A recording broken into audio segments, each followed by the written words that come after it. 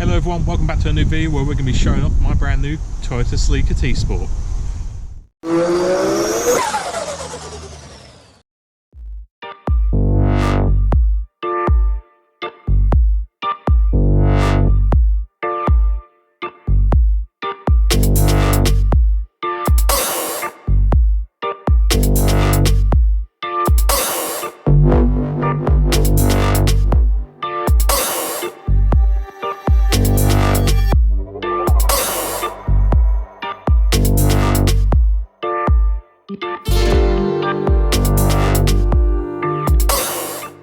But yeah, I have gone and got myself a Toyota Celica T-Sport pretty much at the time I brought it, the cheapest one you could buy running in the country. I actually even saw some more than this of the spares, so kind of says a lot about the condition of this one at the moment, but I'm really happy with it. The price I got it for, extremely happy. I've been looking at these for a while. Do not worry, this isn't replacing the GTA 6, that will still be about and around. This is basically going to be getting stripped out and as a track project, almost kind of to compete against the MX-5 a bit more properly, because whereas they're quite even, if you saw our track video, the 86 versus the MX-5, they were pretty even.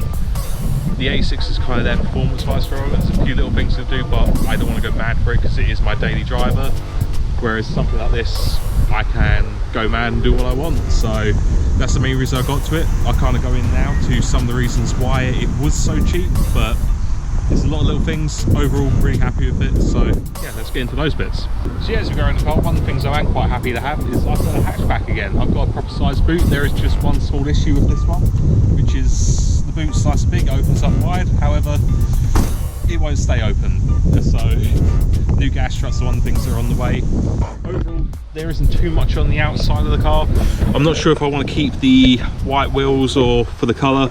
I don't know how much it's going to come off on camera, but the previous owner has resprayed the front bumper, so they didn't lacquer it too well. It doesn't quite shine the way the standard colour blue does.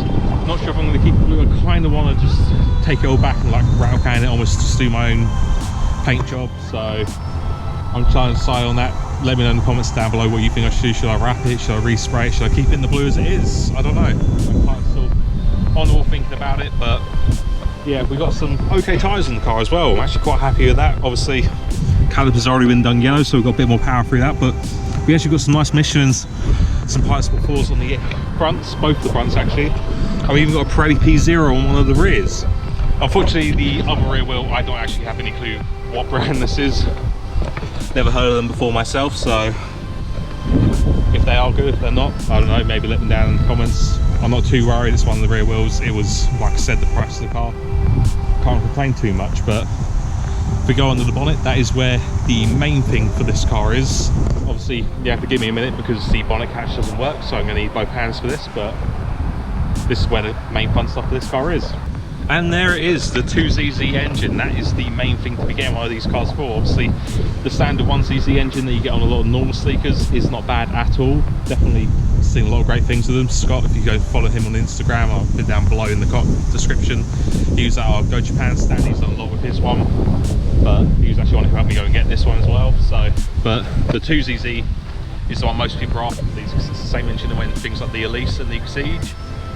However, that kind of is the problem with the car as well, because a lot of people take these, strip the engines out, and that's why you're kind of struggling to see a lot of the T-Sports around anymore. I think that's the main problem. That's also why the prices are going up, the ones you can find. So the fact that I got this as cheap as I did, I'm really happy with. Yeah, no, it is a great engine. Also, the way that the variable valve timing has the, well, as I referred to, the VVT LI, kind of bit of a long one. I keep calling it VTEC in my mind because it's a lot more catchy, is what people use, but I don't know. Am I okay calling it VTEC? I mean, any of the other Celica owners, let me know down below, or Honda owners tell me you're not allowed to do that. It's that.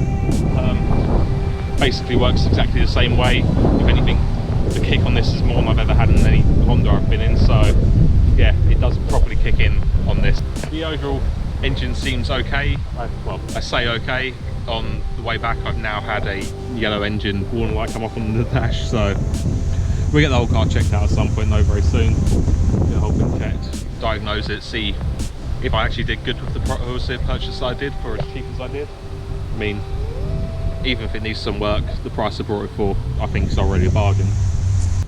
And then even going inside, there is quite a few bits to be getting on with in here. Obviously we got the nice leather seats you get on the T-Sport. Very happy with them.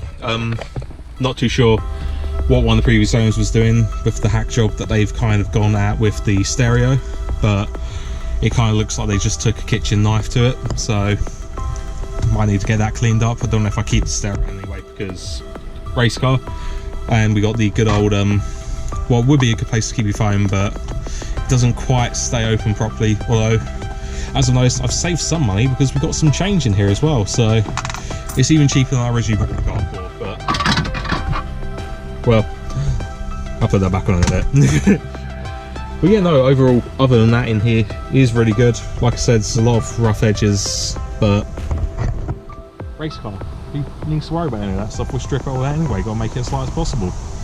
So yeah, lastly, the main thing I got to go over is really the driving, which so far I've only had it on a couple of little back roads, haven't pushed it too hard obviously, but I found it really fun to drive so far. The reason I haven't pushed it too hard is because one of the main issues apparently these cars have with the T-Sport version, the 2cc engine, is that it doesn't have a back oil sump.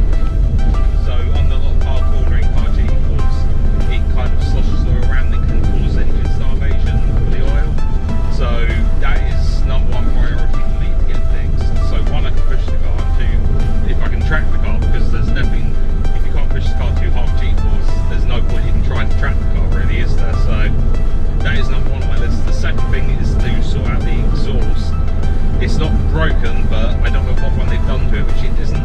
It's an okay sound, it's just very loud, and I do not think it's going to be track legal at the moment. So we'll test that one out. I'll give you a proper good sound of the exhaust a bit later, but overall for me, I think the main thing for this car you're getting is the engine.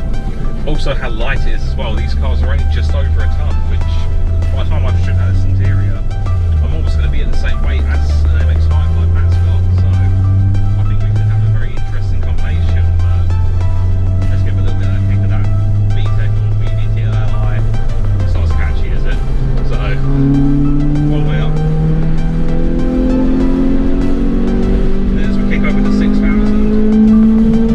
he properly pulls. God. Yeah, this could get addictive.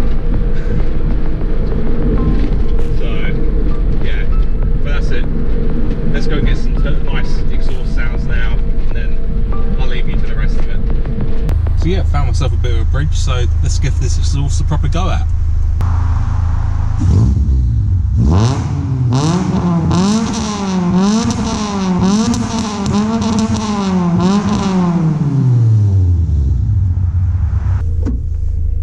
So yeah, overall, I'm really happy with the car. Like I said, I don't know if I said the price, but I brought it for £1,000, so I haven't seen any come up anywhere near that price anytime soon, and I don't see them being anywhere near that cheap ever again. So I'm really happy with what I got for it.